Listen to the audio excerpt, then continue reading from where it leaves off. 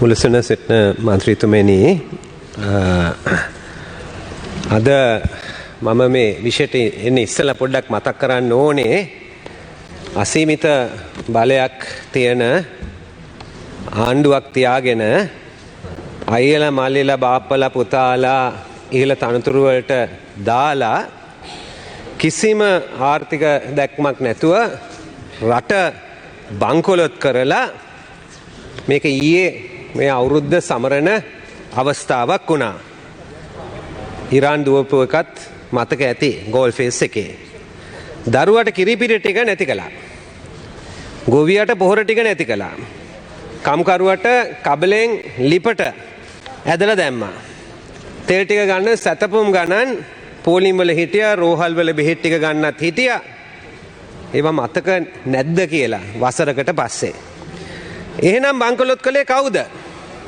එදා ජනාධිපති ගෝඨාභය රාජපක්ෂ, අගමැති මහින්ද රාජපක්ෂ, මුදල් ඇමති බැසිල් රාජපක්ෂ, කැබිනට් වරප්‍රසාද තියාගෙන මහා බැංකුවේ අධිපති වෙලා හිටියේ නිවාඩ් කබ්රාල්, සංචිත ටික අන්තිමටම බැස්සුවා.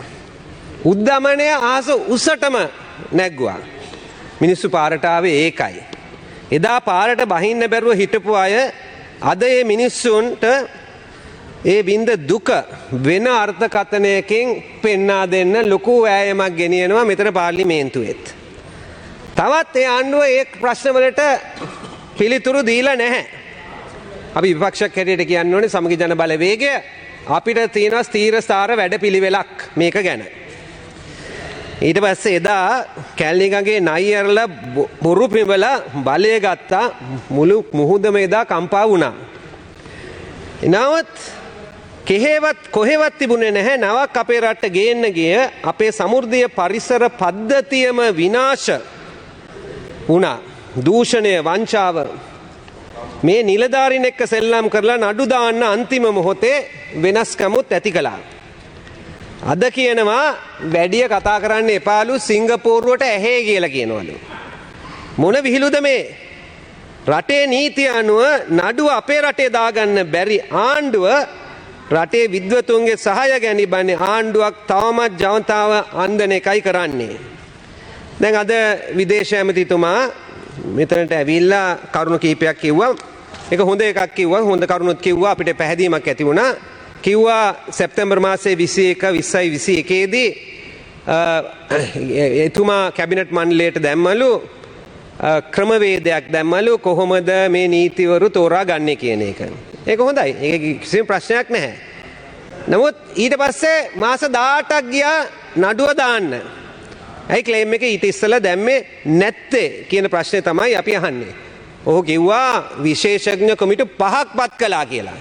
මම කැමති දැනගන්න ඔය දිනවකවානු කොයි කොමිටුව කොයි දවසේද පත් කළේ කියන එකත් අපිට දැනගන්න අවශ්‍යයි. ඊට පස්සේ කිව්වා ඔස්ට්‍රේලියානු හොඳ නීති සමාගමකුත් බඳවගෙන තියෙනවා කියලා.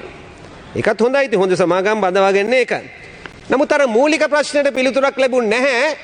මොකද අපේ අර විශේෂඥයන් කියලා තිබුණානේ සමෘද්ධිය පරිසර ආරක්ෂණ අධිකාරියේ විශේෂඥයන් ඩොලර් බිලියන 6.2ක්ද 6.4ක්ද පරිසර හානියක් වුණා කියලා.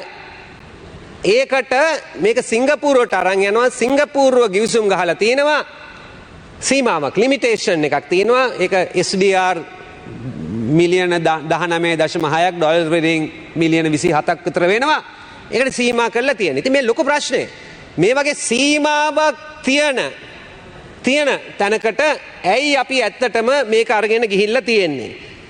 ඇයි මේක අරගෙන ගිහිල්ලා තියෙන්නේ? ඇයි මේ සීමාව අපිට පිළිගන්න බැරි නිසා තමයි තර්ක කරලා තියෙන්නේ මුල ඉඳලම මේක කරන්න තිබුණේ නැහැ කියලා. ඒ වගේම විදේශ ඇමතිතුමා කතා කරනකොට කිව්වා පිළිගත්තා ලංකාවේ පරිසර සමෘද්ධිය පරිසර විශේෂඥයන් ඉන්නවා කියලා. නමුත් නීති ක්ෂේත්‍රය ගැනයි අධිකරණ ක්ෂේත්‍රය ගැනයි අපිට නම් ආපු පණිවිඩය ඇවිල්ලා එච්චර විශ්වාසයක් නැහැ කියන එක තමයි විදේශ ඇමතිතුමාගෙන්. ඉතින් ඇත්තටම මේක ලොකු ගැටලුවක් ප්‍රශ්නයක්. දැන් 2022 මාර්තු 11 වෙනිදා කෝප් ව්‍යාපාර පිළිබඳව කාර්ක සභාවේ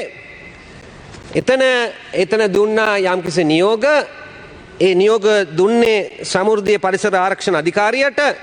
ඒ අනුව ඔවුන් යම් කිසි ප්‍රතිචාර දක්වලා තියෙනවා. ඒ ප්‍රතිචාර වලින් තමයි මම මෙතන මේ කරුණු සඳහන් කරන්නේ. එදා ඒකේ කියනවා 2012 අගෝස්තු මාසයේ 23 වන දින තර්මෝපයිලේ සියරා කියන නැව ගිලීමේ ප්‍රතිඵලයක් වශයෙන් දූෂණය වුණා සමුද්‍ර පරිසරයට අපේ. හරිද? ඒතර පරිසර ආරක්ෂක අධිකාරිය ෂණිකව ඒ පරීක්ෂණය සිදු කරලා අදාළ පාර්ශ්වයට නඩු පැවරීමට නීතිපති දෙපාර්තමේන්තුවෙන් ලිඛිතව ඉල්ලුවා කියලා උන් සඳහන් කරනවා. ලිඛිතව ඉල්ලුවා කියලා සඳහන් කරනවා. මේ මම කියන්නේ මේ කෝප් වාර්තාවෙන් එදා ඇවිල්ලා දුන්න පිළිතුරු තමයි මම මෙතන කියන්නේ. තවමත් ඔවුන්ට නඩු පැවරීමේ අවශ්‍ය කටයුතු සිදු කරලා නැහැ කියලා කියනවා. මේ කියන්නේ අපි නෙමෙයි. සමුද්‍ර පරිසර ආරක්ෂණ අධිකාරිය කියන්නේ. අවුරුදු 11ක් ගිහිල්ලා තියෙනවා. අවුරුදු 11ක් ගිහිල්ලා තාම දාලා නැහැ කියලා. දැන් මට ප්‍රථමයෙන් කතා කළා මහාචාර්ය ජී.එල්. පීරිස්. ජී.එල්. පීරිස් මහාචාර්යතුමා කිව්වත් ඔබතුමන්ලගේ කතාවල් වල අපිට ඇහුනේ හැම විශේෂඥයෙක් කියනේම ඇහුවලු. නමුත් ලංකාවේ සමෘද්ධිය පරිසර ආරක්ෂණ අධිකාරියේ විශේෂඥයන්ව එහෙම සැලකුවේ නැහැ කියන එක තමයි ඔහුත් සඳහන් කළේ. ඊට පස්සේ මේ වාර්තාවෙම කියනවා MT චාහැට් නැවෙන් සිදු තෙල් විසිරීම සම්බන්ධයෙන් පරිසරයට හානියක් සිදු වුණා. නීතිමය පියවර ගත්තා කියලා 2014 දී කොළඹ මහාධිකාරිය ලබා දුන්න තීන්දුවක් මත චූදිතයන්ට රුපියල් 40000ක මුදලක් ගෙවලා තිනවා කියලා. මේක භාණ්ඩාගාරය හරහා. නමුත් ඒ පනතේ 26 වෙනි වගන්තිය අනුව ඒ වරදට අවම දඬුවම රුපියල් මිලියන 4ක් කියලා. එහෙනම් මේක කොහොමද වෙන්නේ? කවුද මේකට ඇත්තටම උපදෙස් දුන්නේ? නීතිපති මේක ගැන මොනවද කිව්වේ? කියන එක තමයි මේ වාර්තාවේ අපිට දීලා තියෙන වාර්තාවේ සඳහන් වෙන්නේ. ඒකයි මම ඒක ප්‍රශ්න කරන්නේ ආයෙත්. කොහොමද මේ දේවල් සිදු වෙලා තියෙන්නේ? මේ දේවල් සිදු වුණාමනේ මේ එක ගැටලු ප්‍රශ්න සැක සංකා ඇති වෙනවනේ. පසුගිය කාලේදී මේව හරියට බලලා නැත්නම් ඉබේටම සැක සංකාවල් ඇති වෙනවනේ. ඊට පස්සේ තිබුණා MT නිව් ඩයමන්ඩ් එක තියෙනවා. මේ අනතුරෙන්වත් විශාල හානියක් වුණා. මෙහෙයුම් කටයුතු ආයතන කිහිපයක් මතින් සිදු කළා. ඒ නිසා ශ්‍රී ලංකා රජයට දරන්න වුණු වියදම මිලියන 442යි. ඒක රක්ෂණ සමාගමෙන් ලබා ගත්තා. සමෘද්ධිය ඒ වගේ සමෘද්ධි අධිකාරියට රුපියල් මිලියන 52ක් වැය වුණා. 45ක් ලබා ගත්තා. එතනත් විශේෂඥ කොමිටුවක් පත් කළ 18 දෙනෙක්ගෙන් සමන්විත විද්‍යුත් කමිටියක් ජාත්‍යන්තර සහාය ලබා ගත්තා. නීතිපති දෙපාර්තමේන්තුව සාකච්ඡා කිහිපයක් සිදු කළා කියනවා වුන්. හානිය හා වැයවන පිරිවැය අය කිරීම ගැන නඩු 3ක් දාලා තියෙනවා. 20යි 22 සැප්තැම්බර් 3 වෙනිදා පවරලා තියෙනවා. ඉතින් මුළු වන්දිය එතන ඉල්ලනවා ඩොලර් මිලියන 22කට වැඩියෙන් වන්දියක් ඉල්ලනවා. අපි ඒතර නිගමනයකට එන්න පුළුවන් දිගින් දිගටම නැව් වලින් සමෘද්ධ පරිසරයට වන හානි සඳහා අපි නඩු දාන ක්‍රමවේදය දුර්වලතාවයන් තියෙනවා. ඒ නිගමනයට අනිවාර්යෙන් මෙන්න වෙනවා. 탁සේරුව හරියට තිබුණත් නීතිමය ක්‍රියාදාමය මේ උදාහරණ වලින් බැලුවොත් අපි මේ කතා කරලා එක්ස්ප්‍රස් වර්ල්ඩ් එක ගැන නෙමෙයි ලොකු ප්‍රමාදයක් තියෙනවා කියන එක. විදේශ ඇමතිතුමා කතා කරනකොට ටිකට ඉස්සලා ඔහු කිව්වා පරිසරය ගැන ඒ කියන්නේ ඒ වගේම සමෘද්ධ පරිසරය ගැන විශේෂඥයන් මේ රටේ ඉන්නවා අපි ඒක පිළිගන්නවා ලොකු දැනුමක් තියෙනවා කියන කතාව කිව්වා. හැබැයි ඔහු කිව්වේ ඔහුත් නීතිඥ මහත්තයෙක් නේ. ඔහු කිව්වේ අපිට ඒ දැනුම නැහැ කියලා අපේ නීති වෘත්තියේ දැනුම නැහැ. කිව්වේ නීතිපති දෙපාර්තමේන්තුවේත් ඒ දැනුම නැහැ කියලා. එතකොට අධිකරණයේ නැහැ කියලා කිව්වේ නැහැ. නමුත් ඔය නඩුව ගෙනියන්න එතකොට නොකිය මොනවද කියන්නේ? මේක මේ අධිකරණයේවත් සමහරලාට මේවා තීරණය කරන්න බෑ. මොකද දැනුමේ මදිකමක් තියෙනවා කියන එකයි. මම විශේෂයෙන්ම මේ අවස්ථාවේදී මතක් කරන්න ඕනේ මේ රටේ ඉන්න පුද්ගලික අංශයේ ඉන්න නීතිඥවරු ඒ වගේම විශේෂයෙන්ම මාධ්‍යයට ස්තුතිවන්ත වෙනවා එක්ස්ප්‍රස් වර්ල්ඩ් එක මතු කරපු නිසා. නැත්තම් මේකත් යට ගහගෙන යනවා මේක තමයි වෙලා තියෙන ලොකුම හානිය. මේ රටේ වෙලා තියෙන ලොකුම හානිය මේ එක්ස්ප්‍රස් වර්ල්ඩ් එක තමයි ලොකුම හානිය. ඒ නිසා තමයි දැන් අදත් මේක යට කරන්න මේ වාද විවාදේ යට කරන්නත් අර කිව්වා වගේ පෑ දෙකක පාර්ලිමේන්තුව නතර කළා ලොකු වාද විවාදයක් තිබුණා. ඇයි මේක තියාගෙන යන්න ඕනේ? මම විපක්ෂ නායකතුමා එක්ක එකඟ වෙනවා. අපි කතානායකතුමාට ස්තුතිවන්ත වෙන්න ඕනේ. සාධාරණව ඔක්කොම ප්‍රශ්න කරුණු අහලා මේ විවාදයට ඉඩ දුන්න එක ගැන අපි ස්තුතිවන්ත වෙන්න ඕනේ. මම කිව්වා වගේ අපේ ජනාධිපති කෙනෙක්, මම ඒ රැස්වීමේ කියපු දේ මේ කියන්නේ. අපේ ඇමති කෙනෙක් නැත්තම් ඔය පළවෙනි පේලියේ ඉන්නේ ඇමතිවරු. හරිද? ඒ අය මොකක් හරි වරදක් කරලා රටට ලොකු හානියක් වෙලා තිනවා නම් පිට රටකට ගෙනියලා පිටකර අධිකරණවල ඒ අයට නඩු දාලා තියෙනවා නම් කවුරු හරි අපිට කියනවද ඒක අපේ පාර්ලිමේන්තුව තුල අපිට වාද විවාද කරන්න බෑ කියලා? මොකද්ද මේකේ ලොජික් එක? මොකද්ද මේකේ ලොජික් එක? මට නම් තේරෙන්නේම නෑ මේ පෑ දෙකක් අපි ගත කළේ කියලා ඔය නිගමනයට එන්න. පාර්ලිමේන්තුව ස්වෛරීයයි. පාර්ලිමේන්තුව කාටවත් පාර්ලිමේන්තුව සීමා කරන්න බෑ. ඒ මූල ධර්මය තුල තමයි අපි ඉන්නේ. නීතිය තියෙන එක පැත්තකින්. නමුත්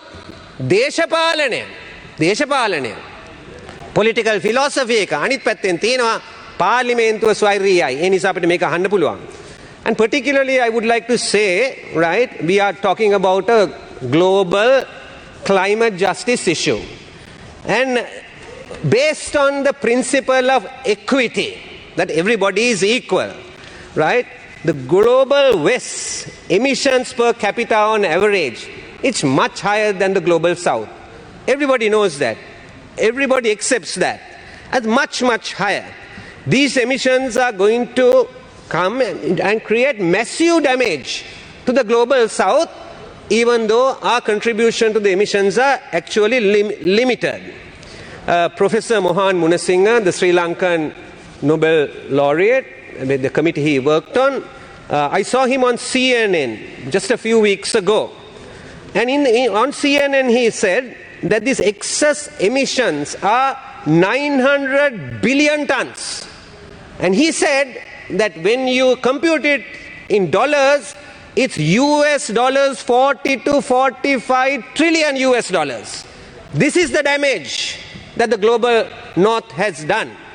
It is an environmental debt that the global North has to pay the global South.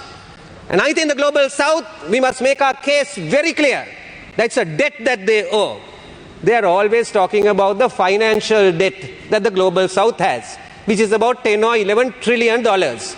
Their debt to the global South is 40 to 45 trillion dollars.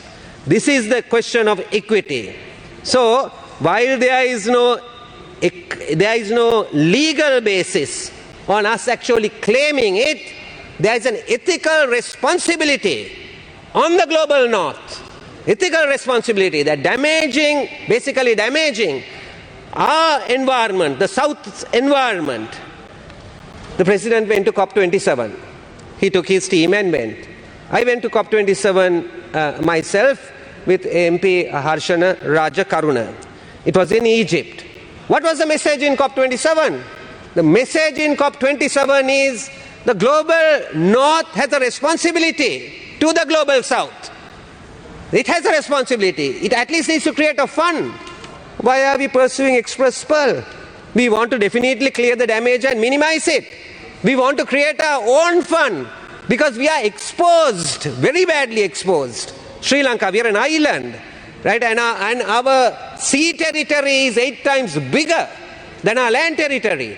We need to basically protect our territories.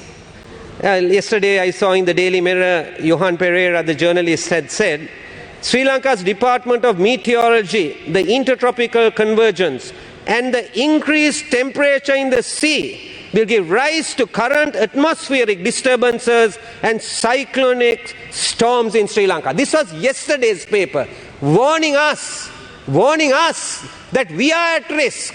Why are we at risk? Why is the global temperature gone high? Because of the emissions that have gone on for years and years. The Human Rights Commission of Sri Lanka also issued a statement yesterday.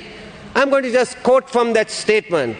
It says the Express Pearl disaster did have an immense impact on the environment both on land and in territorial waters, economically and potentially, although not quantified, on the health of the affected communities of Sri Lanka. It was for Sri Lanka the largest maritime, man-made environmental disaster of its kind. I repeat it again, it was for Sri Lanka the largest maritime and man-made environmental disasters of its kind. Remember, you have 2 more minutes. I would say one of the biggest in the world. And comparably, so internationally in particular as regards the pollution caused by the immense quantity of both toxic nodules and nitric acids awash in the ocean and along the coastal belt. These had both immense economic ramifications and health considerations. Now, I didn't want to discuss all the details on Express Pearl because of the requests that have been made. But why are we thinking that we are undermining the case when it is being heard in Singapore? Does sub judice apply to this parliament? Under constitutional and administrative law, as we have heard, the legal principle of the supremacy of parliament prevails. The whole doctrine of sub judice is in question worldwide. Furthermore, are you suggesting that the judiciary in Singapore is incapable of discerning between legal principles, evidence, and fiction? Our arguments on the case being instituted in Sri Lanka was not based on the capability of the judicial system in Singapore. We don't have trust in it. We do. But why have we been objecting to it? It was based on 3 simple things. And I'm going to conclude with that. 1, undermining of Sri Lanka's sovereignty on a crime committed on Sri Lankan territory. It would be normal and regular to have instituted proceedings here. 2, not only a matter of legality, but of political philosophy as well. And 3, you have undermined our legal and judicial capability. Is it the correct thing that you have done? Thank you for the time given. Thank you. Honorable Minister.